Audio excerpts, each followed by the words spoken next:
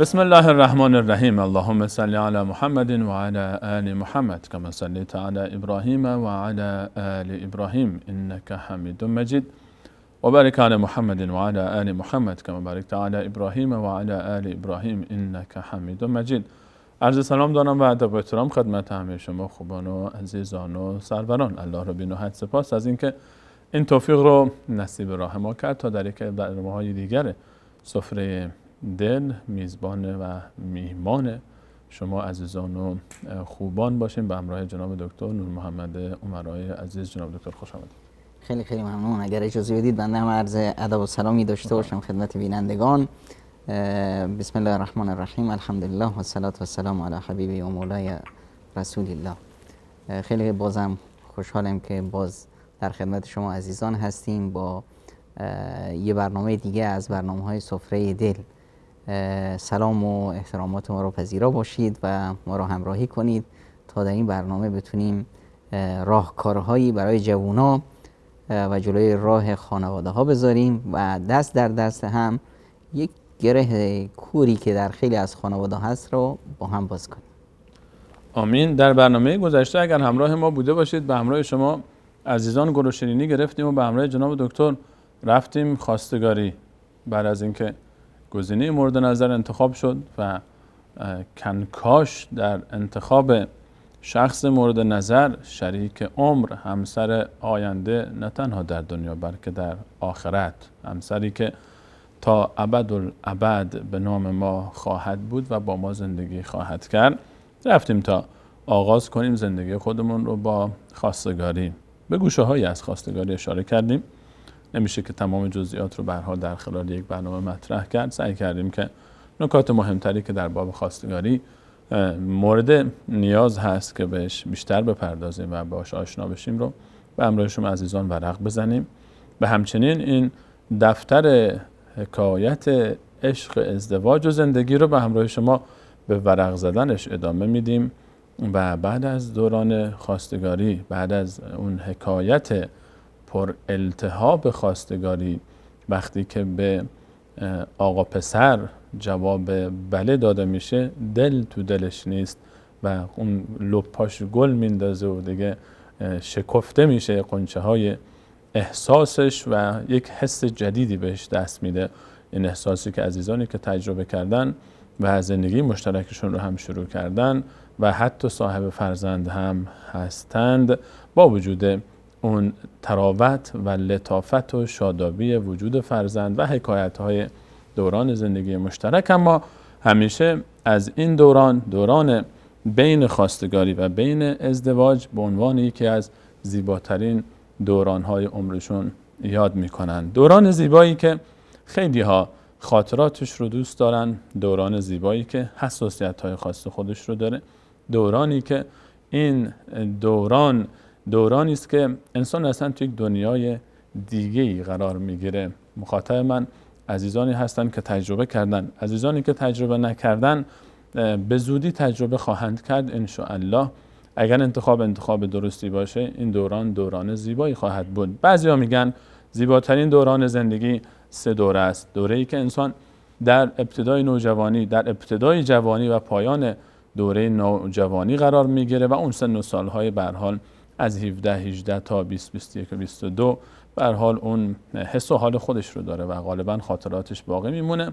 دوران دومی که ذکر میکنن میگن دوران غربت و دوستهای غربت. حالا کسی در سربازی مجبورش میکنن بره سرباز شه، در یک گوشه‌ای با چند نفر از دوستان مشغول آش خوردن است و کچل کردن کله و صبح بلند میشه تفنگ دست میگیره و کشیک میده این طرف و اون طرف، از خونه و خانواده دوره و سن و سالی هم اونقدر نداره، در همون پایان دوره جوانی است. دوستان دوران غربت براش خیلی ارزشمندن چون همشون همدردن و همه با هم نشستن آش میخورن. در این دوره یعنی دوره دوستان غربت، دوره دانشجویی و عزیزانی که در دانشگاه‌های خارج از محل زندگیشون در غربت دارن زندگی میکنن، اون فضای خوابگاه‌های دانشجویی برای اونها و اون دوستانی که در این فضای غربت دارن هم خاطر ساز نشستن دور هم دارن تخم مرغ و املت میخورن و این خاطرات براشون خیلی خوشاینده برای عزیزانی که تجربه کردن. در کل دوست دوران غربت دوستی است که همیشه خاطراتش بر انسان باقی میمونه، اما امان از دوره سوم و این دوره‌ای که خیلی روش تعریف میکنن، خیلی پر التهاب، خیلی پر رونق، بازارش خیلی گرمه. دوره سومی که میگن عزیزانی که دوره های زندگیشون رو وقتی تقسیم بندی میکنن میگن این 3 دوره خیلی زیباتر بود. دوره سومی دوره زیبا به نام دوران نامزدی. امروز میخوایم به همراه شما عزیزان درباره این دوران صحبت کنیم. دوران نامزدی، دورانی که 2 نفر به نام هم زده میشن و نامزد میشن. 2 تا نامزد در یک دورانی با هم سپری میکنن خاطراتی و فضای سرشار از احساسات عجیب و غریب و گوناگون رو امروز میخوایم با شما عزیزان در این برنامه درباره دوره نامزدی صحبت بکنیم. دوران نامزدی، من بدون اشاره به تفاصیل موضوع، به خاطر اینکه تا آخر برنامه خودتون همراه ما و جناب دکتر باشید، مستقیم بریم سراغ جناب دکتر. جناب دکتر، چرا دوره نامزدی اصلا هدف از این دوره نامزدی چیه و چرا مهمه؟ البته همونطور که شما اشاره فرمودید دوران نامزدی خیلی زیباست. همه میگن زیباست. میدونی چرا میگن زیباست؟ چرا؟ واسه اینکه اصلا این دوران یه دوران نقش بازی کردن بیشتر. این البته یه فهم نادرستی است از دوران نامزدی که افراد سعی میکنن خودشون رو طوری عرضه کنن که چشم طرف مقابل میخواد. این برداشت کاملا اشتباه است. یعنی برداشت شکارچی هست که هر یکی فکر میکنه یک طوری دام میندازه تا به اصطلاح طرف مقابل رو به اصطلاح به تورش بندازه. حکایت آهوی دشت و صیاده دیگه. دقیقاً. البته هر دوتا آهو هستند و هر دوتا هم صیاد. هر یکی تو چشم دیگری به اصطلاح آهوه. مورد دیگه، این مورد خب چون نقش بازی کردن و یه نقش به اصطلاح زیبا، این خودش برای خودش لذت داره. یه مورد دیگه هم که هست اینه که یه خوشگذرانی است، حالا شاید اصلا دیداری هم توش نباشه، همین خوشگذرانی به اصطلاح در افکار و اندیشه ها و اینا بدون هیچ وجود هیچ گونه مسئولیتی، در حالی که خوشگذرانی در زندگی مشترک خیلی قوی تر هست. کمال سعادت و اون چیزی که میخواست به هدفش برسه بعد از زندگی مشترک میرسه، اما چون بار مسئولیت داره اونجا دیگه احساس میکنه که نامزدی بهتر بوده. یه مورد دیگه اینه که به اصطلاح در دوران نامزدی یه نوع به اصطلاح کاندیداتوری صورت گرفته، ثبت نام شده، خیالش راحت شد، یه دغدغه‌ای که داشت این برطرف شد. در دغدغه زندگی مشترک، رسیدن به همدم، یک به اصطلاح دغدغه‌ای هست که هر جوونی رو اذیت میکنه. حالا چه دختر باشه، شما از لپای آقا پسرها گفتید که گل میندازه، اما در واقع لپای دختر خانم‌ها بیشتر گل میندازه، چون که دختر خانم‌ها برای زندگی عشقشون بیشتره، برای زندگی مشترک. آقا پسرها برای رسیدن به اهداف دورتر از زندگی بیشتر تلاش میکنن. جانب به اصطلاح عاطفی یا جانب روابط جنسی در آقا پسرها خیلی قوی تر هست که به یک هدفی برسن. خب حالا دختر خانم‌ها نه، مهم براشون تشکل یک زندگی جدید هست، میخوان که شخصیتشون رو به اصطلاح بروز بدن، هنوز تکامل پیدا نکردن. دختر خانم‌ها، آقا پسرها خب مرد دیگه. دختر خانم نه، هنوز یه جزء بسیار مهمی واسهش مونده از تکاملش که به اصطلاح بتونه یک همسر باشه، بتونه یه مادر باشه، بتونه صاحب یک خونه باشه، خب صاحب یک چتری بالای سرش باشه، احساس امنیت بکنه، احساس آرامش بکنه. همه اینها دست به دست هم میده، این دوران نامزدی رو زیبا جلوه میده. اما در حقیقت نامزدی چی هست؟ نامزدی همینطور که ما اسمشو گذاشتیم نامزد، یعنی یه نامی رو میزنن تو نام دیگه، هیچ حکایت چندان زیادی صورت نگرفت. چیزی که اتفاق میفته اینه که فضا میدن در دوران نامزدی، در واقع فضایی به وجود میاد برای خانواده ها.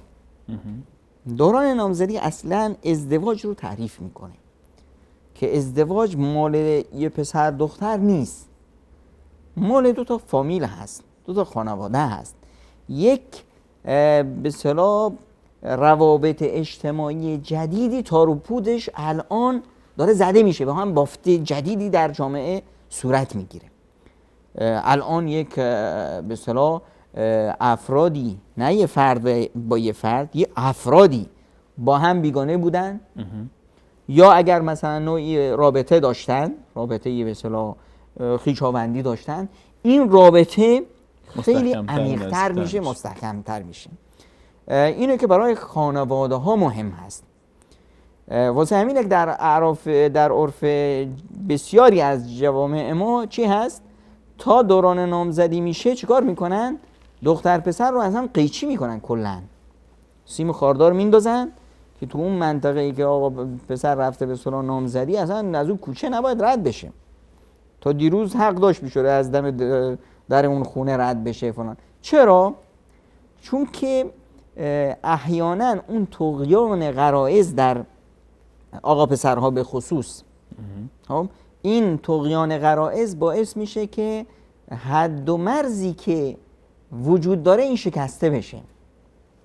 فکر میکنن که بسیار چون که ما فقط یه نامزد شدیم، یه ثبت نامی صورت گرفت، اسممون به هم زده شد، دیگه خودمون هم به هم بزنیم. اینجاست که دیگه خانواده ها احساس خطر میکنن در برخی از به اصطلاح عرف‌های جوامع سنتی کلاً به اصطلاح پسر دختر از هم قطع میشن، تو اون خونه نمیره، نمیدونم مثلا رابطه قطع میشه، فلان میشه. این البته زیاد جای به اصطلاح دغدغه نیست که ما بگیم آقا چرا نمیذارید که اینا با هم حرف بزنن فلان برن. راههای دیگه ای هست برای تواصل و به هم رسیدن یا برای به اصطلاح گفتمان یا به اون چیزایی که میخوان بهش برسن که در دوران نامزدی مهمه و بهش اشاره خواهیم کرد انشالله. اونا رو به راههای دیگه میشه بهش رسید. خود این ممنوعیت یک نوع رغبت شدید باز بی وجود میاره که اینا بیشتر دلخواه همدیگه میشن و در پی همدیگه میشن. برخلاف عرف دیگه ای که ما در جامعه مدرن ترش داریم که دیگه تا ناما رو به هم زدن، حالا این دست اون رو بگیر خودشون هم به هم میزنن، زندگیشون شروع میشه. فکر میکنن که به اصطلاح زندگی مشترک فقط با نامزدی آغاز شد. خب این مرحله که این به اصطلاح نوع از هم گسیختگی هست، یک نوع شکستن حرمت‌های اجتماعی و مرزبندی‌هایی که در این دوره هست، این خیلی وقتا به درصد خیلی بالاش به از هم گسیختگی میرسه، طلاق صورت میگیره. در قالب اعمش این ازدواج موفق نمیشه، چون که اون هدفی که به اصطلاح آقا پسر به خصوص دنبالش بود قبل از همه به اصطلاح اون اعراف اجتماعی بهش رسید. خب دیگه الان چرا در وقتی بهش رسید که مسئولیت نداره، حالا چرا خودشو تو هچل مسئولیت بندازه؟ وقتی کامشو گرفت دیگه نیاز نمیبینه که به اصطلاح احساس مسئولیت بکنه. وقتی به آسانی و سادگی بهش رسید، باز شیطان هم که هست اینجا فکر میکنه که اینقدر راحت بود، خب چطور من به این راحتی رسیدم و دیگران نرسیده باشن؟ پس واسه اینجا میاد شک میکنه روی به اصطلاح طرف مقابل و بعدم میبینه که به این راحتی وقتی رسید چرا دنبال کسی دیگه نباشه؟ قرار حکایت به همین سادگی تموم بشه. خب پس فرصت بیشتر هم در جامعه هست، نمونه‌های بهترش هم هست. خب این بیشتر در قالب اعم این هم گسیختگی ابتدای بحران هست. یه موردی که در نامزدی صورت میگیره در این دوران و اهمیتش به اصطلاح بروز میکنه اینه که طرفین احساس بزرگی میکنن، احساس میکنن دیگه از اون مرحله کودکی، از اون مرحله نوجوانی جدا شدن، الان دارن مرد میشن. این مرحله اصلا مرحله رشد در بچه ها هست. مرحله نوجوانی اصلا پسر و آقا نوجوان میخواد که نشون بده که من مردم، با توجه به کمبودی که به اصطلاح در موارد عاطفی داره، با توجه به کمبودی که در مورد شناخت زندگی داره، این مردانگیش رو احیانا به شیوه‌های نادرستی به جامعه عرضه میکنه. فکر میکنه که مثلا مردونه که سیگار بکشه، سیگار میکشه. فکر میکنه مثلا بعضی نوجوانا رو دیدی که در مجالس بزرگان تراکی میشینن، همچین قورتی پورتی حرف میزنن، همچین میپرن تو به اصطلاح حرف بزرگتر. خب نوجوانایی نشستن، مثلا در مجلسی هست آقای انصاری هست، آقای سلیمانی هست، آقای شیخ دهقان هست، اینا همه سالخورده‌های به اصطلاح محله.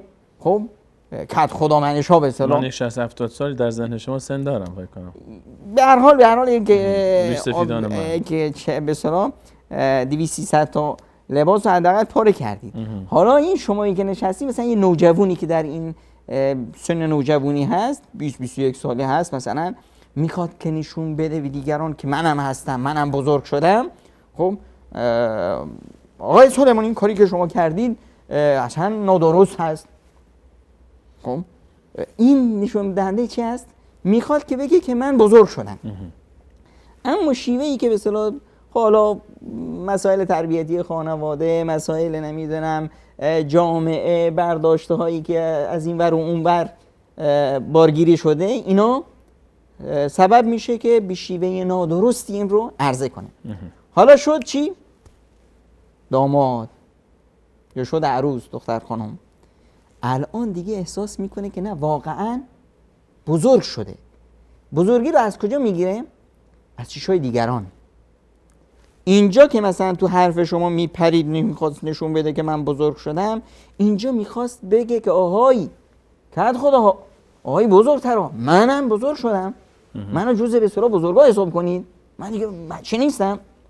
خب وقتی بهش میگی مثلا شما برو بیرون از جلسه حرفی هست، وقتی بهش میگی مثلا شما برو بچه‌ها رو یه لحظه نگه دار تا من کاری داریم یا حرفی داریم، خیلی بهش برمیخوره. احساس میکنی که شما هنوز رو جزء بچه‌ها حساب میکنید، به رسمیت نشناخته. همین که واسش رفتید به اصطلاح خواستگاری، دیگه الان میبینه که شما اون رو به عنوان بزرگ قبول دارید. جامعه الان احساس میکنه این بزرگ شده. این احساس خیلی احساس شادی آوری هست برای نوجوانان. یه مورد دیگه هم که در دوران نامزدی به وجود میاد، همون دلهره و دغدغه تموم میشه. خب احساس میکنه که دیگه من دارم به هدفم نزدیک میشم. خب یا احساس میکنه که رسیدم دیگه.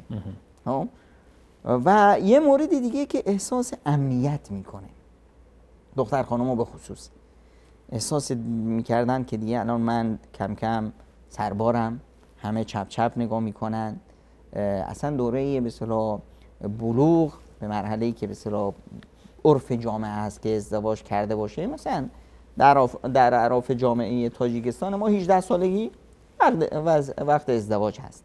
در افغانستان و ایران همین دور و بر 20 22 23 24 سالگی جوونا رو ازدواج میدن. از این به بعد چون که کل همسن و سالا که خیلی هاشون سر و سامان گرفتن، این تو کل چشای مردم میخونه که سوالی هست، آقا چرا زن نگرفتی؟ دختر خانم تو در جلسه میشینه، حالا بعضی از روی دلسوزی، بعضی از روی ندانم کاری، بعضی از روی طبیعی فطرت بدون هیچ قصد معینی، خب میپرسن که خانم فلانی شما چند تا بچه داریم؟ حالا تا ازدواج هم نکرده. خب یا میپرسن که چی خواستگاری نیومده؟ خب این سوالات، این چشمه ها، اینا این نوجوانای ما رو آزار میده. تا قضیه به اصطلاح نامزدی مطرح شد، این دیگه احساس سعادت میکنه، احساس آرامش میکنه، احساس میکنه که دیگران اون رو قبول دارن، احساس میکنه که دیگران اون رو به عنوان یک شخصیت، یک مهره پذیرفتن. اینه که دیگه این دوران نامزدی خیلی مهم هست، از به اصطلاح از باب به اصطلاح یک نوع کمال شخصیتی فرد که داره الان تشکل پیدا میکنه. ما اصلا ازدواج مگه چیه؟ ازدواج 2 تا نیمه سیب به هم میرسن، یه سیب تشکیل میدن. 2 نفر به هم یه خانواده تشکیل میدن، 2 تا نیمه من میشن یه من. این نزدیک شدن 2 قطب آهن رباب خب به اصطلاح شادی آور هست، احساس سعادت آور هست. هدف از دوره نامزدی جناب دکتر، اگر بخوایم درباره خود دوره نامزدی، الان ما یک فاصله زمانی داریم که احیانا خیلی طولانی هم میشه، بعضی وقتا شاید به چند سال میکشه بین خواستگاری و بین ازدواج، و حالا ما اون چیزی که ما اسمشو میذاریم دوره نامزدی. هدف از این دوره چی باید باشه؟ یک شخصی که الان در دوره نامزدی هست، بالاخره این دوره رو باید به یک هدفی، با یک دیدی سپری بکنه. اون چیزایی که شما اشاره کردید، افراطی که صورت میگیره، تفریطی که صورت میگیره، احیانا هر دو تاش دچار مشکل میکنه قضیه رو. هدف اصلی از این دوران چی باید باشه؟ دنبال چی میگردن دو طرف؟ ببینید تا قبل از قضیه نامزدی ما دنبال یه خواستگار بودیم. خب اسمش چی بود؟ خواستگار. یعنی کسی که ما رو بخواد و ما هم در چشم اون هستیم خواستگار. هر دو طرف خواستگارن. پس یعنی ما کسی رو میخوایم که ما رو بخواد. الان چه کار میکنیم؟ همش دروغ میگیم، همش صحنه سازی میکنیم. در چی؟ در خواستگاری؟ در نشون دادن این که من همون موردی هم که شما میخواهید. خب طرف میره به اصطلاح، شما وقتی میرید به اصطلاح بازار برای خرید، تا بازار میوه داخل شدی، این عویز این ور صدات میزنه، اون از اون ور صدات میزنه. یعنی چی؟ یعنی شما بیایید خواستگار شما اینجاست، یا من اون خواستگاری هستم که شما دنبالش هستیم. اون چهره واقعی شناخته شده نیست. ما سعی کردیم، تلاش کردیم حد توانمون که به اصطلاح طرف رو ببینیم که مناسب هست یا نیست.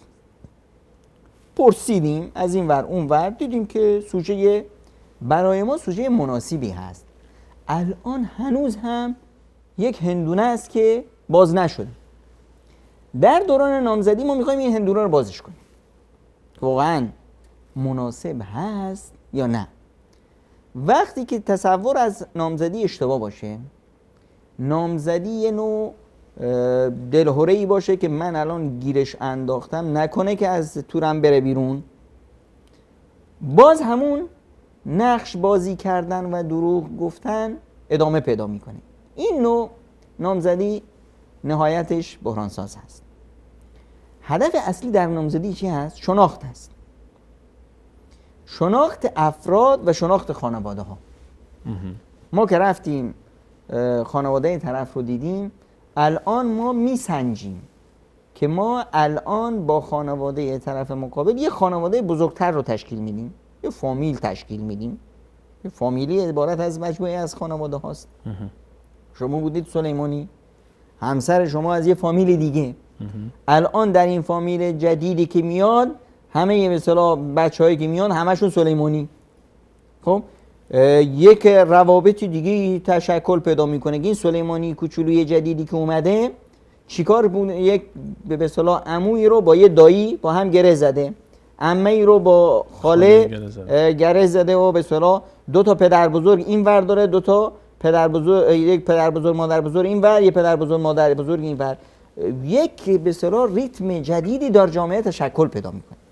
آیا من پدر بزرگ مادر بزرگ حاضرم با این پدر بزرگ مادر بزرگ جدید هم کلاس باشم، هم سنگ بشم؟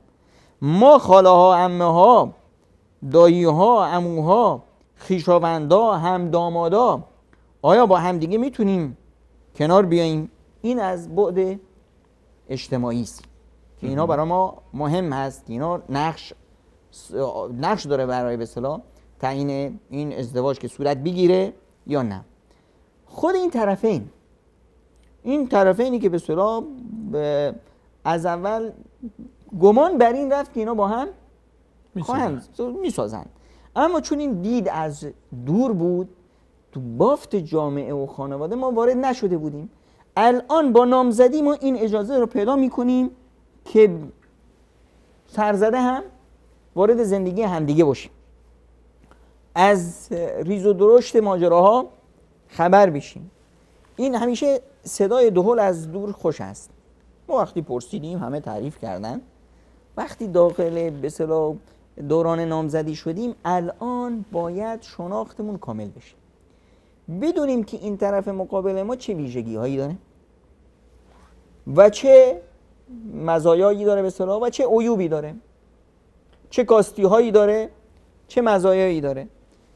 یه موردی که اینجا صورت میگیره اینه که ما از عالم خیال میایم به عالم واقعیت. همون دختر پسر یک به اصطلاح در یه رویاها بودن.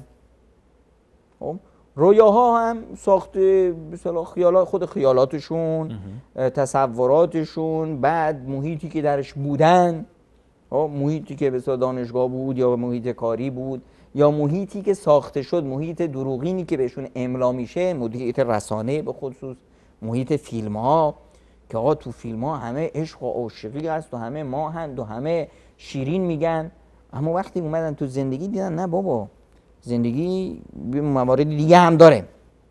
خب نمیشه همیشه فیلم بازی کرد. خب اینجا میاد که تازه میفهمن که اینا که تو فیلمن اینا بازی میکنن. خب ما میخوایم که واقعیت زندگی کنیم، نمیخوایم بازی کنیم. خب اینجا این شناخت وقتی صورت میگیره، اطراف میفهمن که بله من در این شناخت بله میتونم با این طرف بسازم. آیا این شناخت جناب دکتر در دوره نامزدی فکر نمی‌کنید یک مقدار دیره؟ الان دو نفر به اسم هم شدن، حتی بعضی وقتا دوره نامزدی وقتی ما صحبت میکنیم یک عقد شرعی به هر حال عقد شرعی هم خونده شده، این دو نفر به نام هم شدن. حتی الان اومدیم مثلا طرف در این دوران به این نتیجه رسید که شاید اشتباه کرده در تصمیمش. ما وقتی میگیم که به دوران نامزدی قبل از دوران عقد، عقد که شد حکایت تموم شد. یعنی الان وقتی که ما معرفی میکنیم دوره نامزدی، مرادتون وقتی که خواستگاری شده اما مراسم عقد شرعی که دو نفر خطبه شرعی خونده شده نیست، عقد شرعی صورت نگرفته، واسه همین این دوتا با هم دیگه حلال نیستن. اینجا باید مرزبندی ها کاملا مرزبندی های قدیم باشه. مثل دو تا نامحرمن، کاملا نامحرمن. اما فقط چی شد؟ یه فضا داده شد به خانواده ها بیشتر. خود افراد به گونه ای زیر چشم و گوش خانواده ها، حالا در بعضی از اعراف جامعه یه فضایی بیشتر پیدا کردن که بتونن به هم دیگه مثلا در وجود خانواده ها دید و بازدیدهای خانوادگی بشه، نشسته هایی باشه. اگر این عرف نبود، عرف بسته تر و سنتی ترش اینه که حداقل خواهرها، خاله ها، اطرافیان که دیگه الان هر دو طرف در پی اینن که یک دیگر رو از سیر تا پیاز هم دیگه خبر شن، از رفتارشون، از کردارشون، از نحوه برخوردشون، از دیدشون برای آینده این چی میخواد، معنای زندگی از دید این چی هست. قضیه مثلا در زندگی خیلی مهم است، مسائلی که بعداً در خیلی از خانواده ها، ببینید ما وقتی که ازدواج میکنیم ما آدم و حوا نیستیم. خب اولین ازدواجی نیست که در تاریخ بشریت صورت میگیره. پیش از ما مثل منها هزاران بودن، بلکه میلیون ها. مثل منها، مثل خانم منها در همین جامعه کوچیک ما 10 نفرن. اینها به کجا کشیده شدن؟ همه اینها درسه، همه اینها تجربه است برای ما که ما دوباره این به اصطلاح تجربه بعد دیگران رو تکرار نکنیم. هر چه در دنیا به وجود میاد یه تجربه خوب هست، یه کار مفید هست. ما چیزی به نام شکست نداریم مگر اینکه خودمون این شکست رو بخوایم.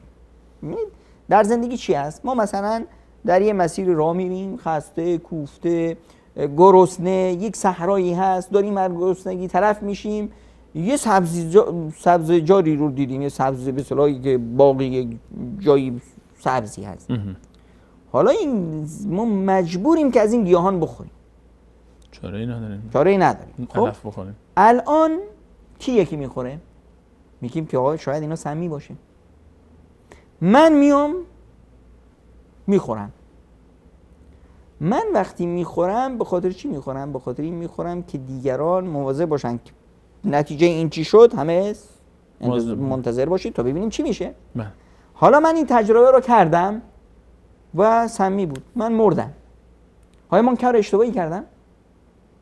من کار اشتباهی نکردم. من اینجا یک از جانفشانی کردم، یه تجربه کسب کردم، دیگران را نجات دادم. در زندگی موارد این چنینی بسیار هست. اشتباه کی هست؟ اشتباه این است که من خوردم و مردم، پشت سر من احمد آقای کارگردان میگه که من هم میخورم. دیگه این شد اشتباه. قبل از اون کار من اشتباه نبود، کار من ایثار بود، از خودگذشتگی بود، یک تجربه علمی. خب اما برای ایشون نه دیگه، این همون راهی رو میره که همون راهی که من رفتم تو چاه افتادم ایشون هم میخواد تکرار کنه. محکوم به شکست بود این راه. الان ما در زندگیمون مثالهای زیادی داریم که همون مسیر رو طی میکنن. حالا در دوران نامزدگی اینه که به اصطلاح ما این شناخت رو کسب میکنیم که نکنه اون طرف دیگه همین مورد رو به وجود بیاد. در مواردی که در زندگی به اصطلاح بحران ساز هست، آقا کار همسر، آیا من میخوام کارمند باشم؟ آیا این شوهر اجازه میده من کارمند باشم؟ من به هیچ عنوان قبول نمی کنم که مثلا کارم رو ول کنم. پس از اینجا باید مشخص بشه. هنوز دروازه طرفی که اومده میتونه بیره بیرون، با همون احترامی که اومده میره بیرون. فردا نه، فردا دیگه در رو میشکنه و میره بیرون. این فردا منظورتون بعد از عقد است. حالا پس روی این تاکید بکنیم که آنچه که صحبت میشه مراد قبل از عقد. حالا این که ما چون بعضی از عرفا این گونه هست، ما وقتی که عقدم میگیرن، بین عقد حتی یک مراسم عقد میگیرن و بین عقد و عروسی رو میگن دوره نامزدی. یعنی اونجا دیگه کار برای شما به از دید شما با ازدواج بعد ازدواج فرق نمیکنه. اون عقده، دوران عقد است که میایم به اصطلاح بعداً ان شاءالله بهش میرسیم. اما الان ما قبل از عقد شرعی هستیم. خانواده ها به هم رسیدن، همدیگر رو انتخاب کردن، ما همدیگر رو انتخاب کردیم، شدیم نامزد. همه میگن یعنی چی شد؟ الان یک امنیتی برای من ایجاد شد که دیگه پیش این دختر، خونه این دختر رو کسی دیگه نمیزنه تا من هستم. خانواده من هم خیالشون راحت شد که دختر پیدا شد. آره دنبال سوژه دیگه نمیرن. الان چشما میفته تو همین سوژه که این سوژه رو جست و خیزش میکنن، خوب وارسیش میکنن که بسو اسکنش میکنن که واقعا این مناسب هست. اونا منو اسکن میکنن، ما اونا رو اسکن میکنیم. این حق ماست. چرا؟ چون این مدت زمان در واقع بستر موفقیت فرداست. خب در این بستر باید خیلی دقت کرد. این مسائلی که مهم است و در خیلی از زندگی ها بحران آفریده اینجا حل بشه. خب من اصلا از فرزند خوشم نمیاد. میخوام که چون که اینقدر تو ذهن من خوندن که به اصطلاح بچه کمتر زندگی بهتر، که منم باورم شده. یه دروغ رو باور کردم، حالا باور شده. برای من یه باور هست. از اینجاست که میگم که من 3 تا بچه بیشتر نمیخوام. شوهرم نه، شوهرم یه انسانی هست که میگه که من میخوام که روز قیامت سرم بالا بگیرم. پیامبر خدا صلی الله علیه وسلم به ما فرمودن که تزوج الودود الولود. من اینو میخوام عمل کنم. تازه من عقل و شعور دارم. من فردا پیر میشم، میافتم. من که افتادم در این خانواده من 10 تا بازوی کاری باشه، منم خوشبختم، اینا هم خوشبختن. من نمیخوام به بچه‌ام ظلم کنم. من نمیخوام که 2 تا به اصطلاح پسر داشته باشن، یه دختر من بیچاره. برادرها به اصطلاح به نون و نوایی رسیدن، حالا دختر مشکل داره، کسی نیست جمعش کنه. یه برادر سفر کرد، 2 برادر دیگه رفت تحصیلات، دخترم موند. اما من 10 تا بچه میخوام، 20 تا بچه میخوام که یه خانواده، یه قدرتی داشته باشم. این برادرها دست هم دیگه رو بگیرن، خواهرها به نون و نوایی برسن، کسیشون افتاد بقیه جمعش کنن. من نمیخوام تو خانواده من فقر باشه، بدبختی باشه، دربدری باشه. واسه همین من یک قبیله میخوام واسه خودم. این روشن میشه اینجا. خب من با این تصور سازنده، با اون خانومی، با اون تصور بسیار پیش پا افتاده، یه به اصطلاح که یه تصور به اصطلاح ناهنجار، ما نمیتونیم در کنار هم بسازیم. خب اینجا این مسائل روشن میشه. خب کار، من اشکالی نمیبینم که مثلا همسرم کار بکنه، اما همسر این حقوق چی میشه؟ همسر میگه که من در واقع خانواده من محتاجن، من کار میکنم و هدفم هم اینه که حقوقم رو میدم به پدر مادرم. آیا من این ظرفیت رو دارم که بگم که شما کار میکنید یعنی چی؟ یعنی بخشی از آرامش خانواده رو شما فدا میکنید. بله. خب این درآمدی که دارید حق خانواده است، به خاطر اون فدا شده در مقابلش، در مقابل اون چیزی که از دست داده. خب من میگم که باید این حقوق تو خانواده باشه. پس اینجا از اول میفهمیم که ما لنگ هم دیگه نیستیم. نه من میبینم که نه آقا، من الان یه دختر گرفتم از یه خانواده، اونا دختر رو بزرگ کردند، آوردن به من دو دستی میدن. خب الان حق دارن که به اصطلاح از زندگی که برای ما ساختن، از به اصطلاح این همه خون جگری که خوردن، یه بهره‌ای داشته باشن، عصای پیریشون داشته باشن. غیر از این دختر کسی رو ندارن که. من خیلی خوشحالم میشم شما کار بکنید، حقوقتون رو به پدر مادرت بدید و اگر نیاز داشتن منم هستم. خب این ظرفیت در من هست، این باور هست، ما با هم میسازیم. این مسائل باید از اول شفاف و روشن باشه. دختر خانم‌ها یه مشکل دارن، این بیشتر تو دختر خانم‌ها هست، میترسن که این مسائل رو مطرح کنن. میگن اینا رو بذارید بعد از اینکه عقد خوندیم.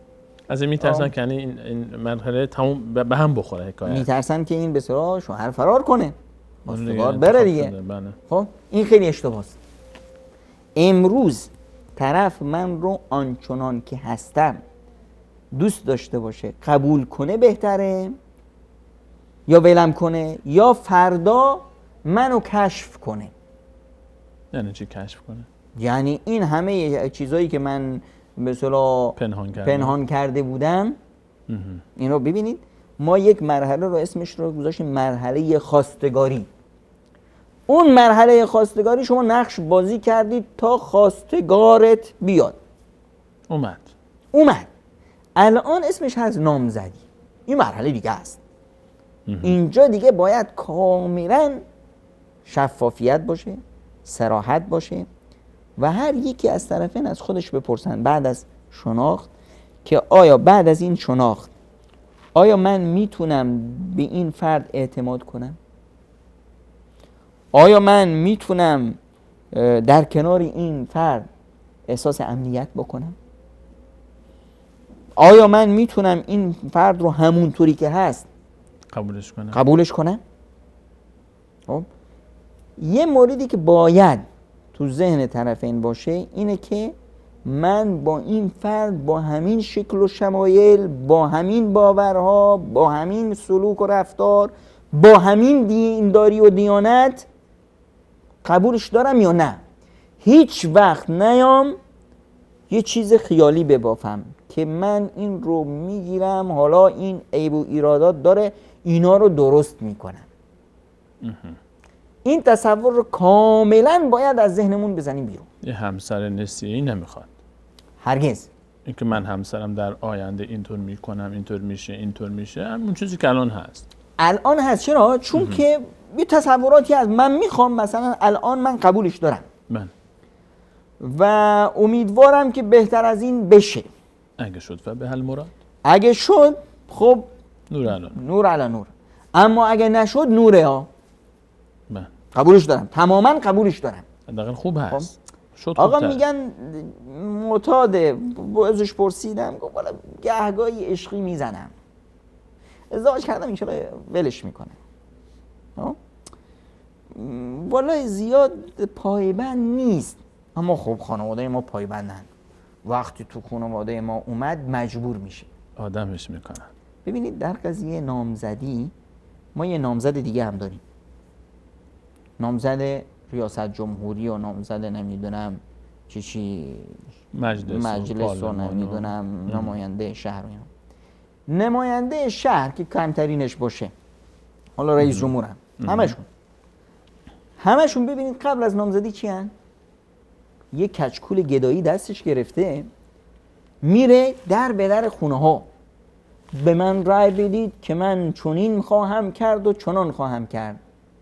خب مردم هم بیچاره گول میخورن و همیشه هم گول میخورن. خب بعد انتخابش کردن، بعدش چی میشه؟ اون کچکول گدایی گم نمیشه. دیروز دست نامزد بود که میگشت، امروز دست مردمه که میرن دم همین دری که به اصطلاح همین فردی نبود که میومد به اصطلاح نامزد شهر میخواست به اصطلاح برای مجلس انتخابش کنیم و فلان اینا، میومد نوکرتونم آقای فلانی، الان میبینه سلام میکنیم اصلا گوش برای شنفتن نداره. همون دست به اصطلاح کچکول کدای بابا تو گفتی بودی که چون اینو چنان میکنم، حالا به خواهشن لطفاً بر ما منت بگذار. چی شو حکایت؟ دقیقاً همین مورد در ازدواج صورت میگیره که به اصطلاح طرف چون نامزد هست مفهوم نامزدی رو درست نفهمیده، میاد نامزدی رو میکنه خواستگاری، میاد برای شکار اونطوری که شما میگید چشم آقا شما به اصطلاح پایبندی بدین. آقا این حرفا چیه؟ خواهش میکنم من بچه شما هستم، شما حرفی بزنید من رد کنم حرف شما رو رد کنم. مثلا اگه بخوای هر روز نماز جمعه میخونم هر روز نماز جمعه میخونم فلان، خب نقش بازی میکنه، هر چی بگن چشم چشم چشم. اما وقتی به مرادش رسید چی میشه؟ تماما کچکول میفته دست چی؟ دست خانواده که ما از شما خواهش میکنیم که شما این کارو بکنید. دیروز حالت امر داشت، دستور میدادن، املا میکردن، الان چی؟ الان مجبورن چون احساس میکنن که دخترشون اسیر شد. اسیر اینه الان یکم به طبعش نخورد، یکم به اصطلاح از ما دلگیر شد، خودش رو دختر ما خالی میکنه. نمیشه گفت باره چشه تبروه. پس این مدت هست که ما این که خودمون انتخاب میکنیم که فردا آیا کچکول گدایی دستمون باشه یا اینی که نه، ما میخواییم که یک زندگی پر از شادی، پر از سعادت، پر از خوبی، پر از لطافت، پر از اینی که هممون یکیم، هممون در کنار هم دیگر رو میسازیم باید داشته باشیم. این تفاهم اینجا صورت میگیره.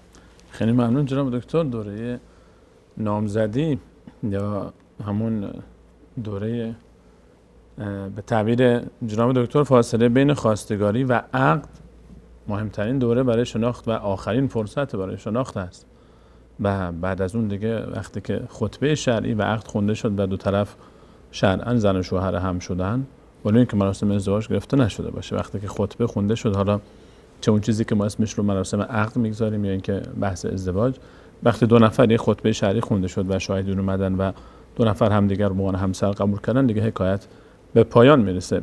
دوره نامزدی صراحت لهجه میخواد و اینکه ما خودمون باشیم و سعی بکنیم همون که هستیم باشیم و سعی نکنیم که تظاهر بکنیم به اون چیزی که نیستیم، چون این تظاهر چقدر میخواد دوام پیدا بکنه و چقدر میخواد عمر بکنه. ما سالهای سال باید با هم زندگی بکنیم. یا برای میبینیم برمیگردیم در خدمت شما عزیزان خواهیم بود همچنان با ادامه موضوع دوران نامزدی.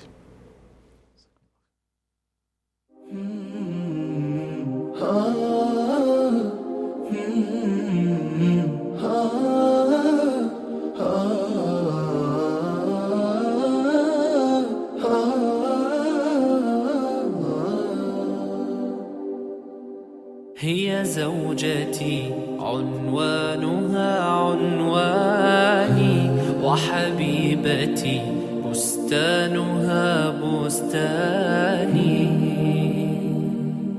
ورفيقة العمر الذي أيامه في بيتها أزكى من الريحان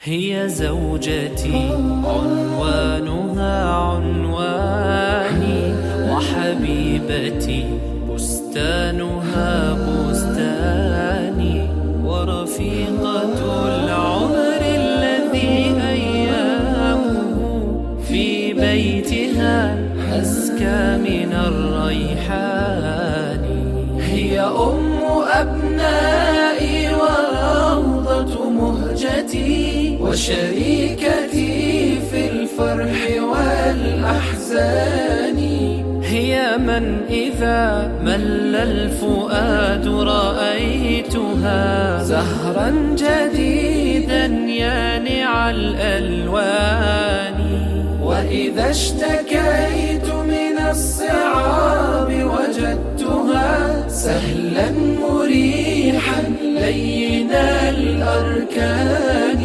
وإذا أتيت من الظهيرة متعبا كانت كأنفاس النسيم الحاني.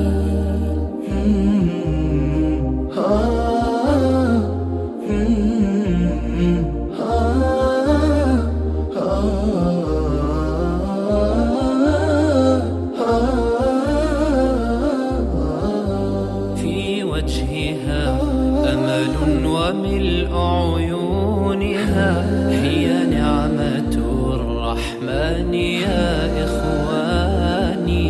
نمشي على درب السلام وفي يدي يدها فتشعرني بكل أماني. في وجهها أمل وملء عيونها هي نعمة الرحمن يا إخواني. نمشي على درب السلام وفي يدي يدها فتشعرني بكل أماني. هي أم أبنائي وروضة مهجتي وشريكتي في الفرح والأحزان. هي من إذا مل الفؤاد رأيتها زهرا جديدا يانع الألوان. وإذا اشتكيت من الصعاب وجدتها سهلا مريحا لين الأركان. وإذا أتيت من الظهيرة متعبا كانت كأنفاس النسيم الحاني. يا رب فاملأ بالمحبة بيتنا والود والإخلاص والإيمان.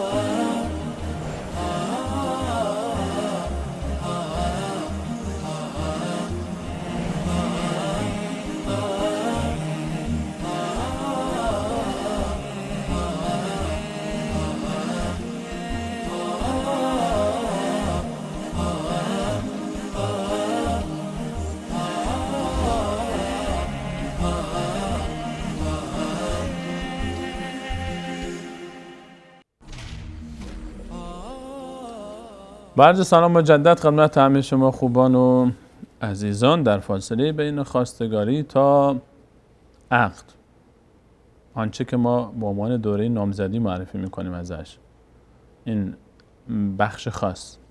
حالا چون در جامعه ما فاصله کلا بین خواستگاری تا ازدواج رو، حتی بعد از عقد رو هم، عقد شرعی و خطبه خواندن رو هم برخی از عزیزان نامزدی مینامند. اما ما مراد ما از این صحبت ما در این برنامه دوره نامزدی، دوران نامزدی، فاصله بین خواستگاری و قبل از عقد است که دو طرف در این فاصله چگونه با هم حالا موافقتی شده، هنوز مراسم عقد خونده نشده و در این دوران چگونه دو طرف بسته پری بکنن، چه مهم نکاتی رو باید مد نظرشون باشه. جناب دکتر از محدوده این دوران بگید، این محدوده بین این فاصله زمانی که هست، محدوده رابطه بین عروس و داماد چقدر باید باشه؟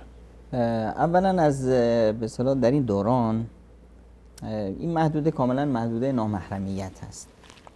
اینجا خانواده ها با هم آشناییشون بیشتر میشه، اطراف به اصطلاح در پی شناخت همدیگه بشن با اون به اصطلاح کانال‌های موجود.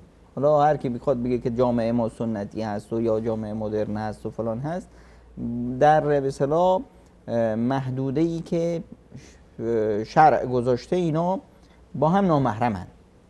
این نامحرمیت، ببینید قوانینی که خداوند گذاشته اینها فرمول‌های زندگی است. وقتی خداوند اینها رو نامحرم قرار داده، اگر محرمیت برای خودشون قائل شدند، خب خودشون تقاضاشو پس میدن. ما همیشه در زندگی هر تصمیمی که میگیریم ما خودمون مسئولیم. یک اشتباهی که به اصطلاح خانواده ها میکنن اینه که برای بچه هاشون همیشه میخوان تعیین تکلیف کنن. ببینید بچه از وقتی که دست پدر و مادر بهش نخورده خیلی طبیعی پیش میاد، نطفه است، رشد میکنه، به دنیا میاد، دست و پاشو حرکت میده، خودش راه میفته، خودش واسه خودش دندون در میاره، همه این کارا رو میکنه تا وقتی که مادر اومد دلسوز شد گفت نه نه نه این کارو نکن، میفتی فلان. اینجاست دیگه قدرت هایی که هست شخصیتش کم کم افت میکنه، شخصیت وابسته میشه. خب نیاز نداره به راهنمایی. به راهنمایی یعنی از دور نظاره‌گر باش تا وقتی که به خودش ضرر نرسونده بذارش. خب ببینید بچه راه میفته، تق میفته، سرش هم میخوره به دیوار. مادر اگر زد خودشو که من ندیدم، چی میکنه بچه؟ بلند میشه دوباره تلاش بلند میشه، یکم سرشو میخورونه، میخواد گریه کنه، دیده که بابا من هیچ، خودم بودم، خودم به دست خودم افتادم، خودم این قاشق اینجوری تکون دادم به سرم خورد، کار خودم بود، پس چون کار خودم بود مسئولش خودم، باید تحمل کنم. اینه که وقتی مادر بهش نگاه کرد چی شد بابا؟ پدر، مامان یا پدر یا شروع میکنه به گریه کردن. انحراف از اینجا شروع میشه، شخصیت از اینجا خرد میشه، اعتماد به نفس گم میشه. در قضیه نامزدی هم همینطور. ما بذاریم که این اطراف به اصطلاح خودشون رو بشناسن با توجه به کانال‌هایی که در عرف جامعه هست، از طریق به اصطلاح خواهرها رو فرستادن، از این بر اون بر پرسیدن، نمیدونم از هر کانالی که به اصطلاح در جامعه وجود داره. یک کانالی هست که عرف جامعه گذاشته، یک راه مرزهایی هست که شریعت الهی گذاشته. در شریعت الهی این دو تا فرد چی هستن؟ نامحرمن. پس اینجا هیچ به اصطلاح حرکتی که محرمیت به اصطلاح داشته باشه نباید انجام دادن. دست دادن، نمیدونم با هم به اصطلاح زیاد ور رفتن، خلوت کردن، اینا همه ممنوعه. حتی در تعامل در بحث مثلا گفتار یا پیام هایی که رد و بدل میشه، احتمالاً مثلا دو طرف شاید از طریق تلفن، از طریق اس یا حتی در به اصطلاح گفتارشون یک به اصطلاح محدوده ای رو رعایت کنن، یه مرزبندی رو رعایت کنن، چون که این هنوز 100% نیست. و اگه کسی بگه خب تموم شده دیگه، ما انتخاب کردیم هم تموم نشده، ما بگیم که میخوایم تموم بشه، پیش من تموم شده است، در تصور من تموم شده است، اما در تصور ایشون شاید تموم نشده باشه. بیشتر از این احیانا خیلی وقت اتفاق میفته که در تصور من تموم شده است، در تصور ایشون هم تموم شده است، اما در تصور زمانی تموم نیست. یعنی زمانه فردا یه چیزی برای خودش داره، ما از فردا خبر نداریم. بله خیلی اتفاقات میخواد بیفته. خب همه چی تموم شده است، ما قبول داریم، اصلا فدای هم دیگه ایم، ما جفت هم دیگه ایم، هیچ موردی نیست، تق تصادفی شد، طرف شل شد. خدای نکرد. خدای نکرد. اتفاق میفته یا نه؟ بارها شده. بارها شده. خب دختره نمیخوادش یا برعکس. یا برعکس. خب پس یه چیزی هست که اما اگر عقد بودن، حالا میخواد شل بشه، میخواد کور بشه، میخواد بشه زنشه، خانومشه دیگه، شوهرشه. اینا مثل زن و شوهری که اگه اتفاقی براشون میفته نمیتونه بخاطر این اتفاق کنه طلاقش بده یا برش بکنه، ننگه براش. الان نه، الان هنوز فضا بازه. پس اینجا اون مرزبندی هایی که شرع گذاشته، خلوت نباید باشه. پس تا وقتی که شناخت مراسم باشه. عقد خونده نشده، یعنی خطبه عقد بین دو طرف نشده، به نفع هر دو نفره که این محدوده رعایت بشه. کاملا. هر گونه تجاوزی بر این محدوده پیامدی داره که به ضررشون خواهد شد. چرا؟ چون که اون فرمولی که خداوند گذاشته اون رو وقتی به هم میزنیم حساب باید بگیم. من اعرض عن ذکری فإن له معیشة ضنکا. هر کسی که اون راهکاری که من گذاشتم رو کنار زد، حتما چی میشه؟ معیشة ضنکا میشه، حتما نگون بخت میشه. حتما این چیزی حتمی است که نه آقا ما این کار رو کردیم فلان اما بازم خوشبخت شدیم، امکان نداره. پس یه راهکارهایی هست، یه مرزهایی هست که اینا باید کاملا مراعات بشه. یک رابطه تصویری اگر باشه به عنوان مثال، من میخوام خیلی راحت تر صحبت کنیم، چون شاید برای بسیار از عزیزان اتفاق میفته. به هر حال موافقت ابدی صورت گرفته و تقاضا از هر دو طرف بوده، شاید علل خصوص از طرف پسر که انتخاب کرده و از طرف پسر کار تمام شده است انگار، رفته و حالا دوست دارن با هم صحبت بکنن، تصویری صحبت میکنن.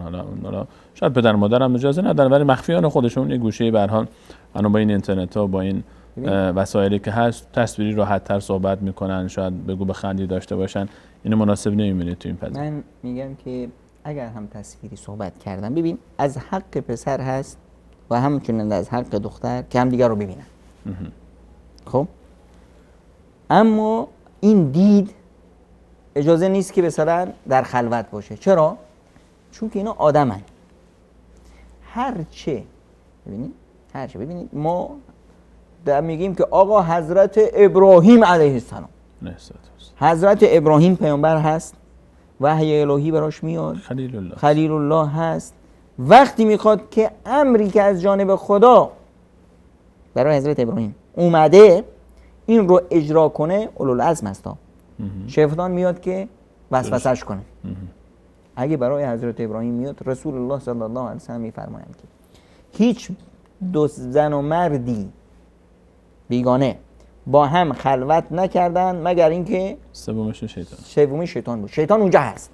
پس اینجاست که هیچ وقت دختر خانم‌ها به خصوص، چون که بیشترین خطر در این به اصطلاح دوران نامزدی خطری هست که متوجه خانم هاست، اونا رو بیشتر تهدید میکنه، اینه که هرگز به هیچ عنوان، نه از راه اسکایپ نه از راه به اصطلاح هیچ موردی رابطه نداشته باشن مگر در وجود خانواده. همین رابطه باید کاملا شفاف باشه، زیر کاملا شفاف، که فردا بگو مگوها درست میشه. فردا خواسته ها، ببین آقا پسر اول چی میخواد؟ یه رابطه تصویری میخواد. خب بعد از اون کم کم بیشترشو میخواد. یه وقتی میاد که دیگه یه هم میبینه دختره که آقا این برای از من فیلم گرفته، از من عکس گرفته. شاید به اصطلاح طرف بدجنس نباشه، اما اون طغیان غریزه میخواد که بیشتر کامجویی کنه، حالا دام میندازه. من این عکس حتما حذفش کنی، حتما قول میدم حذفش کردم. روز بعد میگه که ببین اون حذفه، من 5 تا عکس رو حذف کردم، یکی واسه خودم گذاشتم که دیگه نشه فراموشت کنم. خب اونو دارم، یه بهترش میدی یا حذفش کنم یا حذفش بذارم پیش خودم. اینجوری پله پله تو دامش میندازه. اینه که دختر خانم ها به خصوص هر وقت میخوایی حرف بزنی چشم، پدر مادر هستن، مادر هست، خاله هست، بشنون که چی میگم. براشون میگی که الان من اینجا هستم تو سالنم، مامانم کنارم هست سلام میرسونه، خاله جانم هست، خواهرم هم هست. خب تا اون طرف به خودش اجازه نده که اون مرزهایی که هست بشکنه. عزیز من وقتی میگیم که اجازه نده، اینو میگم وقتی که شوهرت یا نامزدت حضرت ابراهیم هست، نامزدت یه انسان صالح و نیک هست، شیطان که سومی هست. پس نذار که سومی شیطان باشه، بذار سومی یه دلسوزت باشه، مادرت باشه، خیشا باشن، در حال خواهر بزرگتر باشه، کسی باشه که خوشبختی تو رو میخواد و از تو عاقل‌تر هست، و حتما هم کسی باشه که زندگیش مستقر هست، یعنی شوهر داره، خانه داره، به اصطلاح گرم و سرد روزگار رو چشیده و میدونه که به اصطلاح میتونه راهنمایی کنه. این یه موردش. مورد دیگه مدت زمانش. حالا این مدت زمان در نامزدی بین عرف‌های مختلف به اصطلاح فرق میکنه. این مدت زمان نباید زیاد طولانی بشه. ما میخوایم یه شناخت باشه، نه؟ بله. یه فضای شناخت رو زودتر به وجود بیاریم، اینا رو زودتر به اصطلاح به هم برسونیم. مشکلی که در جامعه صورت میگیره اینه که خیلی وقتا مدت زمان نامزدی رو چی تعیین میکنه؟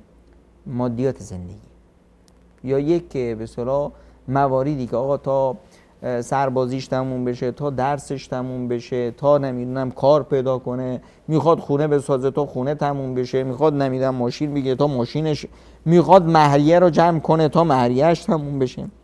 اینا همش فشار هست. فشار رد فعل ایجاد میکنه. خب یه وقتی هست که دیگه پسر یه طغیان غریزه داره و یه فشار مادیات میاد دیگه منفجر میشه. این حالتی از ماشین رو مثلا میشه تشبیهش داد مثل چی؟ دیگه بخار. دیگه بخار جمع میشه. ما باید اون سوپاپ فشار رو در اسرع وقت بکشیم. خب که همین که بس شد دیگه همه مسائل حل میشه، زندگی راه میشه. خب اگه این کارو نکردیم، این یه موردی هست که ما پسر دیگه توانش پیدا نمیشه، کسی میاد میگه بابا تو خودت به هشل انداختی، این دیگه زندگی تو میخوای بکنی، 2 ساله که نمیام نامزدی فلانی، اون میرفتی فلان جا به 2 روز ازدواج میکردی تموم شد رفت. خیلی وقت هست که آقا پسرها فرار میکنن، خود دختر خانم هم تو یک بحران میشه. دختر خانومی که الان دیگه احساس کرد که بزرگ شده، همه قبولش دارند، حالا میخواد صاحب خونه بشه، خودش رو آماده میکنه که از خانه پدر مادری بره بیرون. خود فضای خانه پدر مادری از روز اول که بسیار نامزدی شد دیگه کم کم برای هر دو طرف تنگ میشه. هر دو طرف احساس میکنن که دارن سربار میشن. خب هر چه زودتر ما اینا رو شناخت تا احساس کردیم که شناخت کامل شد، اینا رو جمع کردیم، هم برای به اصطلاح هر دو تاشون بهتره، هم برای ثبات ازدواج مناسب تر. البته من یک چیزی رو بازم بینندگان عزیز تاکید بکنم و آنچه که ما الان داریم مطرح میکنیم تعبیر دوره نامزدی قبل از عقد هست. حکایت آنچه که جناب دکتر هم اشاره فرمودن در محدوده رابطه دوره نامزدی که حد و حریما رعایت بشه، حتی در بحث ارتباط تصویری یا کلامی یا SMS هایی که رد و بدل میشه، رعایت ادب کلام و تعابیر و کلماتی که استفاده میشه بشه، این همش مرتبط هست به موضوع دوره بین خواستگاری و قبل از عقد، قبل از خواندن خطبه شرعی. حالا هر چی اسمشو میخواد بگذاره. حالا ما تعبیر نامزدی رو گفتیم چون مناسب ترین تعبیر برای این دوره همینه، نامزد شدن، یعنی به نام هم شدن بدون اینکه شرعاً زن و شوهر حساب بشن، چون لحاظ شرعی بعد از اینکه خطبه شرعی خوانده شد، خطبه عقد، دیگه زن و شوهر گفته میشن این 2 نفر. حالا چه ما اسم اون رو دوره نامزدی بگذاریم و ازدواج شده باشه یا نشده باشه، اون دیگه تأثیری در اصل جریان نداره و مسائلی که ما الان مطرح میکنیم مرتبط و قبل از عقد هست. حکایت به عقد اون رو بعد در برنامه‌های بعدی مطرح خواهیم کرد، اون حکایت خاص خودش رو داره و عزیزان این 2 موضوع رو با هم ان شاءالله که خلط نکنن، چون افراط و تفرید در هر دو باید جلوش گرفته بشه. اینجا افراط نشه و اونجا باز تفریط نشه، چون باز اونجا هم اگر این حکم رو اونجا به اجرا بکنیم باز ظلم کردیم و بی‌مهری کردیم نسبت به عزیزانی که زن و شوهر هستن شرعاً و به هر حال باز هم حقوقی نادیده گرفته میشه. جناب دکتر از حالا 2 طرف میخوان تصمیم بگیرن دیگه، تاکید کردید که دوره این بین خواستگاری و عقد هم زیاد طولانی نشه، یعنی زودتر جواب بده طرف دیگه، یا میخوان نمیخوان که بر اساس عقد برگزار بشه.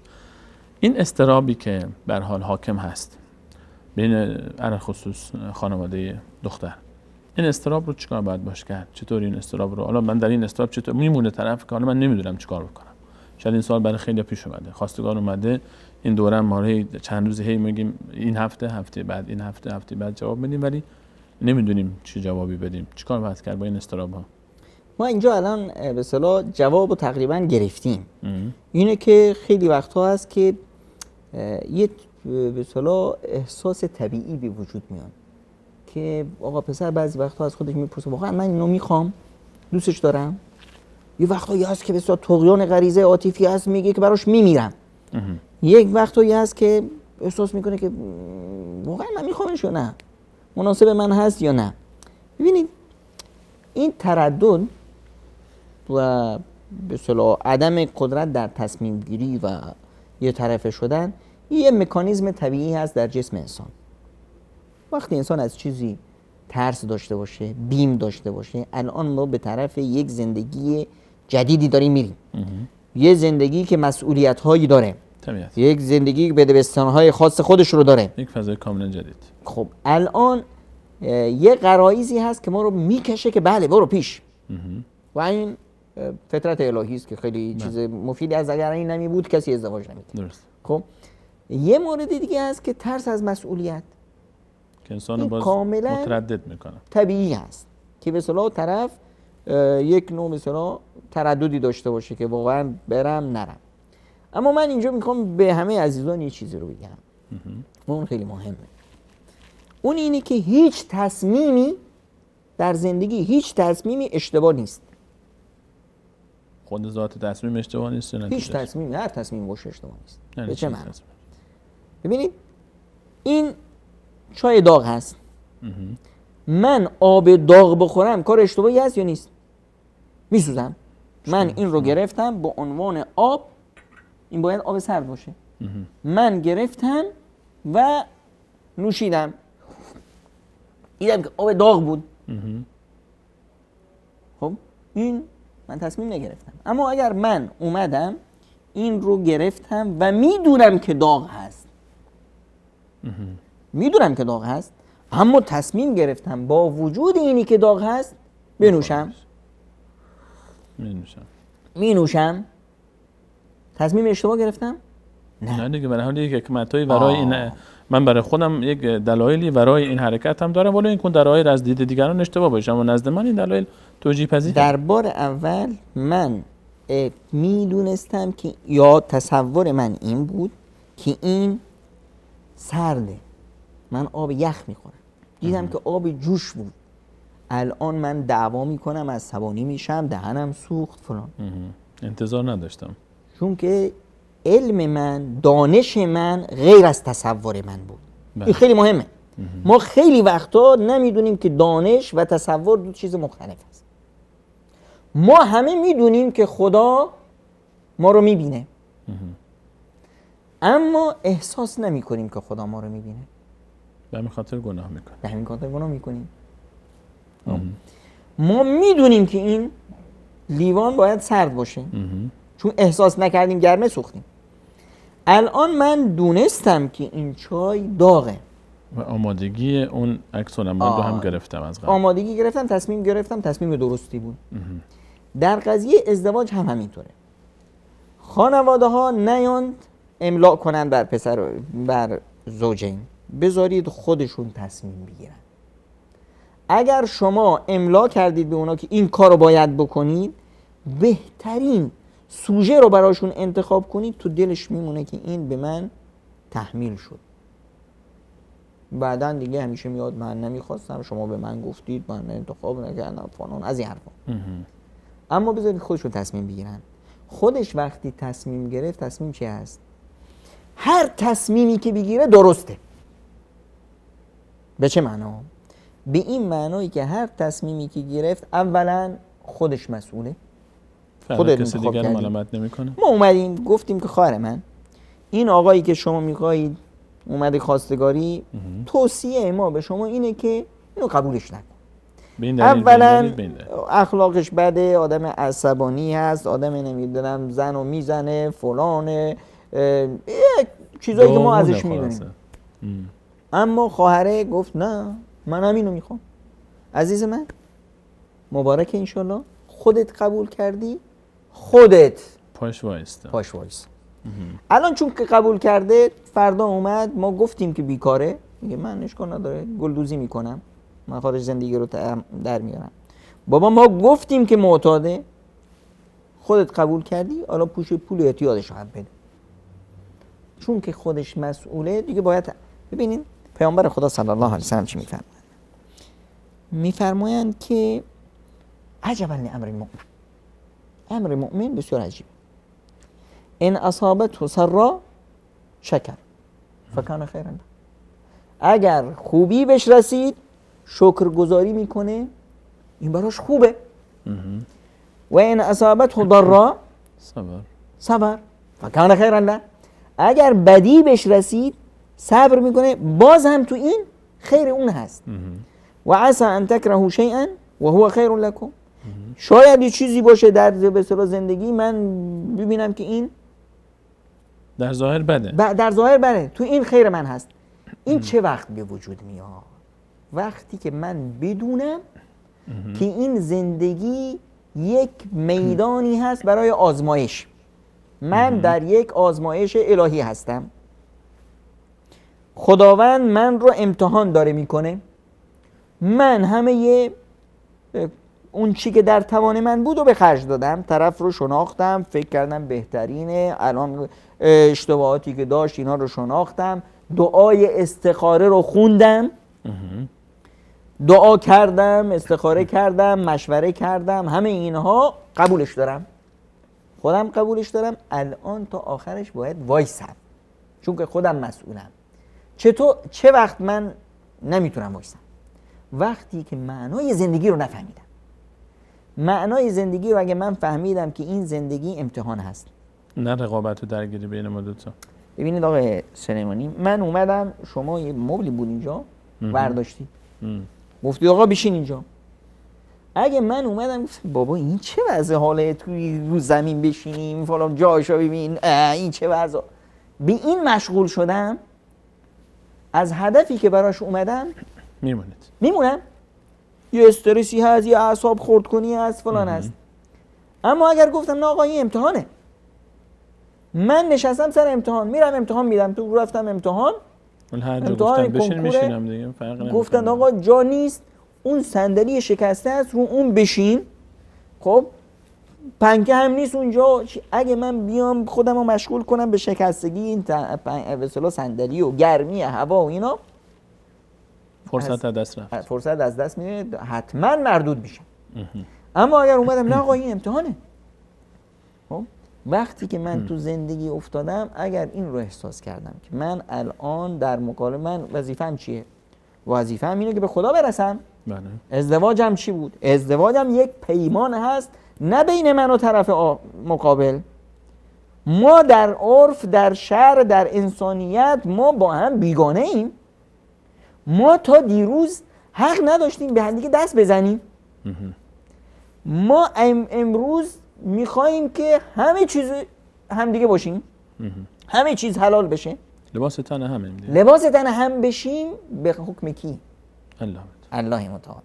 یعنی این پیمانی از بین من و خداوند که بار الها این طرف مقابل رو من خوشبخت خواهم کرد با توکل بر نیروی تو. خب اون طرف هم همین پیمان رو امضا کرد. اون وقت خداوند این نامحرمیتی که بین ما بود این رو برداشت، ما شدیم محرم هم دیگه. خب اینجاست که دیگه باید وقتی که خودمون با مسئولیت خودمون این مورد رو قبول میکنیم، دیگه من میگم جای ترددی نباشه. تردد چه وقت میاد؟ تردد وقتی میاد که من یادم بره که خدایی هست و اون خدا نظاره‌گر ما هست، اون خدا ما رو آفریده و این زندگی رو یک میدان امتحان برای ما قرار داده. اون وقتی که دیگه من دلهرم شدید میشه که به اصطلاح من وقتی یادم بره، یاد بره. و همیشه هم یه مورد خیلی قانون الهی است، و من یتق الله یجعل له مخرجا و یرزقه من حیث لا یحتسب. اون کسی که تقوای الهی پیشه کنه براش گشایشی میاره و اون رو روزی میده از آن جایی که اصلا در تصورش نیست. مال و ثروت روزی هست، صحت روزی هست، زن و فرزند روزی هست، سعادت و خوشبختی روزی هست، علم و دانش روزی هست، همه اینها روزی هست و همه این روزی ها مصدر اساسیش تقواست. اجازه بدید جناب دکتر در چارچوب موضوع سوالهای بینندگان عزیز را هم که در موضوع به ما رسیده مطرح بکنیم. السلام علیکم استاد سلیمانی و جناب دکتر بزرگوار عزیز. علیکم السلام و رحمت الله و برکاته. در حفظ الله متعال باشید. همچنین الله متعال شما را هم حفظ بکنه و هم بینندگان عزیز. و سوال من این است که از هر دختری که خواستگاری میکنم اول راضی است بعدا ناراض میشود و دو بار همچین شده و همیشه هم در کوششم اما هیچ نمیشه. خیلی هم دارم دعا میکنم و از این ترس دارم که سن من بالا میره. ان شاءالله که برای من دعا بکنید. این موضوعی که ایشون پرسیدن، این برادر بزرگوار، احیانا برای بعضی از عزیزان در دوره حالا بین خواستگاری و عقد که اول اسم شما دوره نامزدی میگذارید پیش میاد. یعنی که تو همین دورانی که داریم صحبتشو میکنیم یکی از دو طرف تمام میکنه قضیه رو، میگذاره میره، یا مثل ایشون خواستگاری میکنن اول جواب میگیرن بعد میذارن زیرش.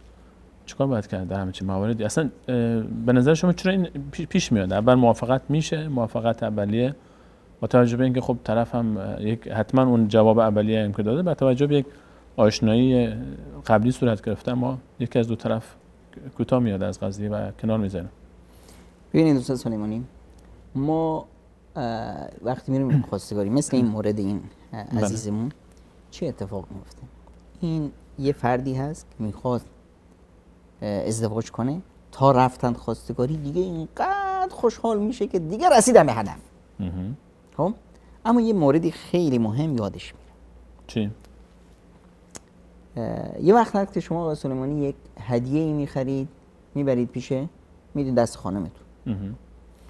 خب ساعتی گرفتید، مثلا موبایلی گرفتید، خانم خوشحال میشه، چه موبایلی، شما رو گذاشته، شما که اومدید با چی تا موبایل دادید هدیه، شما رو گذاشته دم در رفته، چه موبایلی، چی داره، شما از یادش رفتید. اصلا یادش رفت تشکر کن. تشکرش اصلا شما رو فراموش کرد. ما در زندگی دو مورد داریم. زندگی یک مادیات هست، یک ارزش هاست.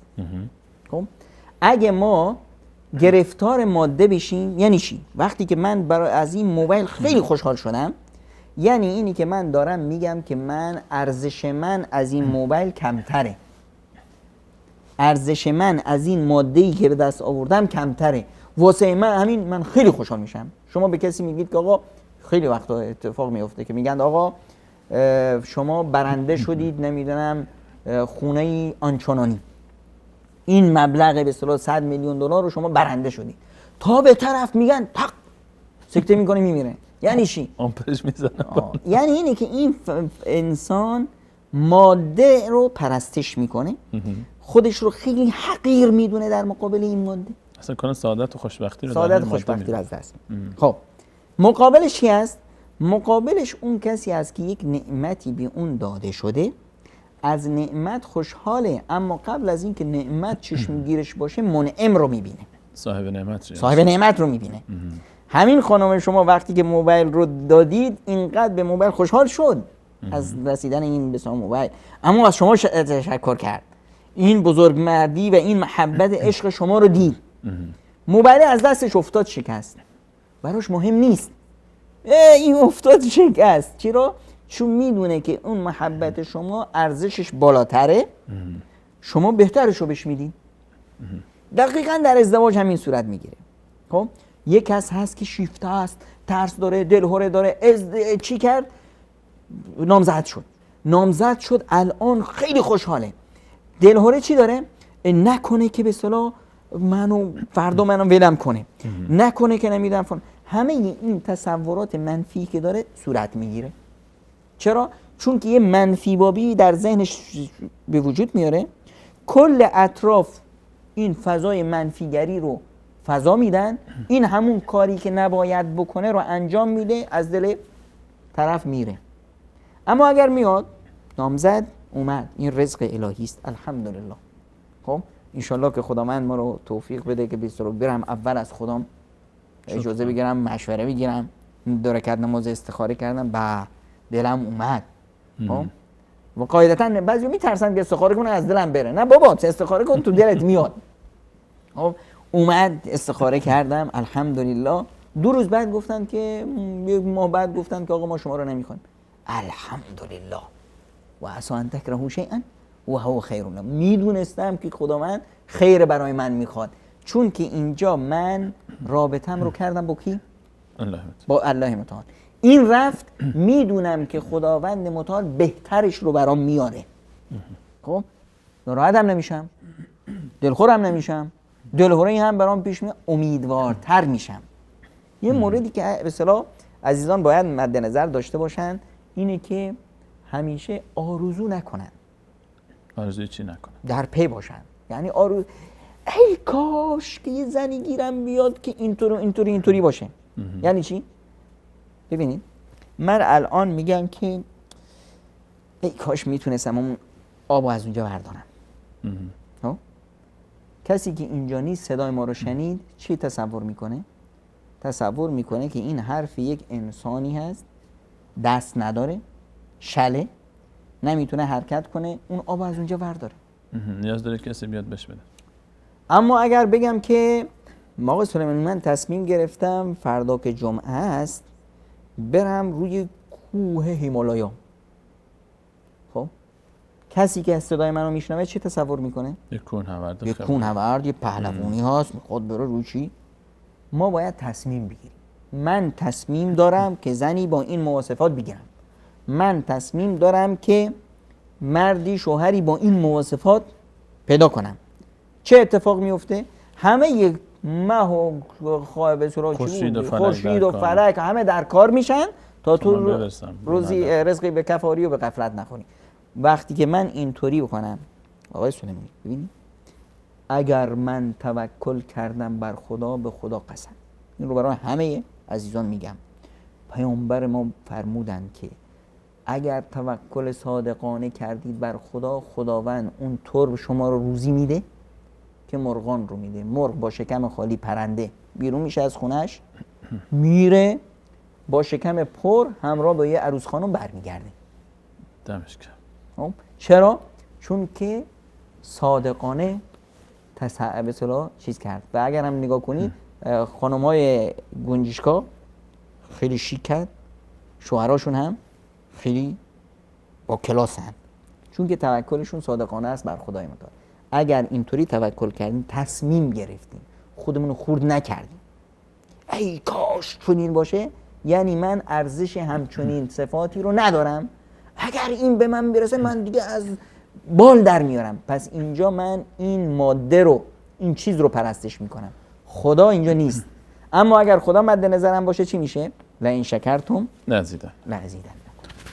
چه خوبه که در توکل به تعبیر جناب دکتر برداشته از حدیث رسول صلی الله علیه و سلم گنجشک باشیم تا به خواسته هامون بهتر برسیم. میرنده دیگری پرسیدن جناب دکتر من خواستگاری برام اومد 5-6 ماه قبل، بعد ول کرد و رفت تا اینکه یه روزی برام میسیج داد پسره به اصطلاح که من میخوام دوباره با صحبت بکنم، تا صحبت نکنم نمیتونم تصمیم بگیرم. ولی من فکر میکنم که قصد اون چیز دیگه ایه، چون میخواد هیچ کسی چیزی نفهمه از این رابطه جدید و از این صحبت کردن. حالا من چیکار کنم؟ لطفاً راهنمایی کنید. هیچ جوابشون رو نده. کسی که برات ارزش قائل نشد، اومد نامزدی 6 ماه نامزد بود، الان اگر میخواد بیاد باز همون دری رو که 6 ماه پیش زده بود با خانوادهش بیاد رسما همون در رو بزنه، و الا هیچ وقت اجازه نده که همچین کسی که برات 6 ماه نامزدی براش هیچ اهمیتی نداشت، الان ببین هیچ وقت کاری نکنیم که از یه سوراخی که گزیده شدیم بار دیگه گزیده بشیم. المؤمن لا یلدغ من جحر واحد مرتين. مؤمن صفتش چی هست؟ صفت مؤمن کیس فتن هست. مؤمن باهوش و زیرکه، از یه سوراخی 2 بار گزیده نمیشه. اگر از یک سوراخی 2 بار گزیده شد دیگه اون مؤمن نیست، اون باهوش و زیرک نیست. خودش رو وقتی تو چاه انداختیم. ببینید خداوند ما رو دوست داره، همیشه برای ما خوب میخواد، اما این خوبی رو ما ببینیم. یه مثال میزنم. آدمی کوره، خب میره به طرف چاه، من پهلوونه، من چیکار میکنم؟ میام دستشو میگیرم میزنه کنار. بابا تو میری تو چاه میافتی. خب حالا ببین کرم هست نمیشنوه، خب یکم پیشتر میرم میکشمش، میزنه منو اونور. میره جلوتر، من میرم با شدت هولش میدم، نیفته اون طرف میندازمش، زمین خورد، فوش میده، بعد و میرا میگه، فلان میگه، ناراحت میشه، فلان میشه. اما چی؟ از یک مصیبت بزرگی من نجاتش دادم. ما در مسیر زندگی همچنین حالتی رو سعی میکنیم. یه موردی رو میخوایم بهش برسیم، اما جلوش برای ما خطرناکه. خداوند ما رو کنار میزنه، یه صد راهی میاره. نه آقا من میرم، صد راه دیگه میاره. الان این مورد اومد یه صد راهی آورد، یعنی که این شما مناسب هم دیگه نیست، این راه رو نرو. ما از خداوند چی میخوایم؟ همیشه میگیم اهدنا الصراط المستقیم. آقای ریاضیدان، صراط المستقیم، خط مستقیم چیه؟ میگه بین دو تا نقطه خط مستقیم کوتاه‌ترین خط، کوتاه‌ترین فاصله بین دو نقطه است. ما کوتاه‌ترین فاصله رو میخوایم از خداوند. خب تا اینو میخوایم، وقتی میخوایم کج میریم، خداوند میگه اینور. خب اما هر گوش نمی‌کنیم. یه بار، دو بار، سه بار، وقتی گوش نکردیم حالا برو تو چاه افتادی، خودت رفتی دیگه.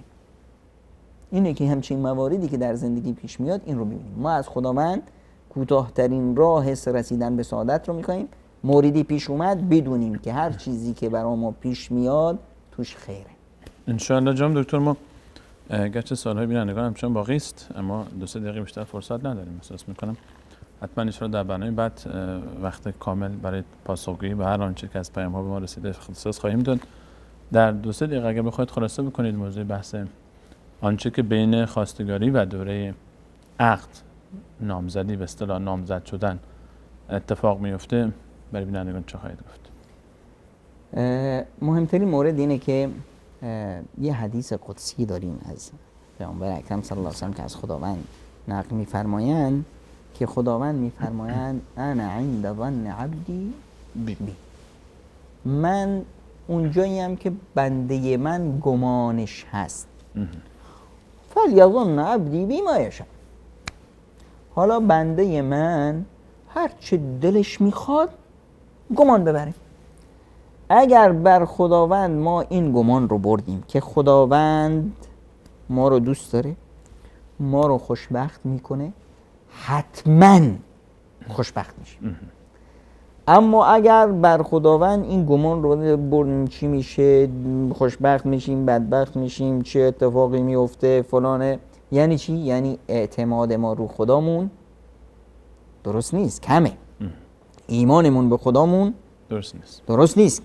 ما یه بیم داریم، هرچی این بیم و دلهره ما بیشتر باشه دلیل بر ضعف ایمانی ما. هرچی اینه که ما وقتی میخوایم یه چیز رو قبول کنیم، وقتی که ما راضی شدیم به رضایت خداوند، راضی شدیم به قدر الهی، همه یه موارد برای ما مثبت میشه. هر وقت که ما رضایت پیدا نکردیم، همون مثالی که زدم، من اینجا نشستم از وضع اینجا راضی نبودم، از موردی که در زندگی به وجود اومده من راضی نیستم، اینو به زور به من دادن، من این زن رو نمیخواستم. این موردی که به اصطلاح وقتی خانواده‌ها تصمیم میگیرند و ازدواج صورت میگیره، این رو باید راضی بشم. راضی که شدم همیشه چیزای بهتر و بهتر رو میبینم، خیلی از خوبی‌ها رو کشف میکنم. نارضایتی وقتی شد، عدم قبولیت شد، اینه که دیگه هر روز بدتر و بدتر استرس پیدا میکنم، اعصابم خرد میشه، فلان از این حرفا. اینه که گمانمون رو به خودمون درست کنیم. گمان درست انعکاس ایمان درسته. ایمانمون رو به خودمون درست کنیم، اعتمادمون رو به خدا بکنیم، بعد از اون خواهیم دید که زندگی خیلی شیرینه. فمن اتبع هدایا فلا یضل ولا یشقی. هر کسی که راه خدا رو گرفت هرگز امکان نداره که نگونبخت بشه، بدبخت بشه. سعادت و خوشبختی مترادف هست با ایمان درست. خیلی ممنونم جناب دکتر، تشکر میکنم از حضور شما در این برنامه و همچنین از همه شما بینندگان عزیز که تا این لحظه برنامه خودتون یاری کردید. نظرات، سوالات، پیشنهادات و انتقاداتتون رو حتما با ما از راه‌های مختلف واتساپ، تلگرام، فیسبوک و ایمیل و همچنین از طریق SMS شبکه جانی مثلا یا پیامگیر صوتی اون برامون ارسال بکنید. حتما در برنامه پیش رو مطرح خواهد شد. تشکر خاص از احمد جان، منیر احمد عزیز و محمد جان در بخش کنترل. تا برنامه بعد همه شما عزیزان و خوبان رو به الله متعال میسپاریم. از الله متعال برای رفتگانمون بخشش، مغفرت و رحمت و برای خودمون توفیق استقامت بر راه توحید رو خواهیم. الله متعال یار و نگهدار شما.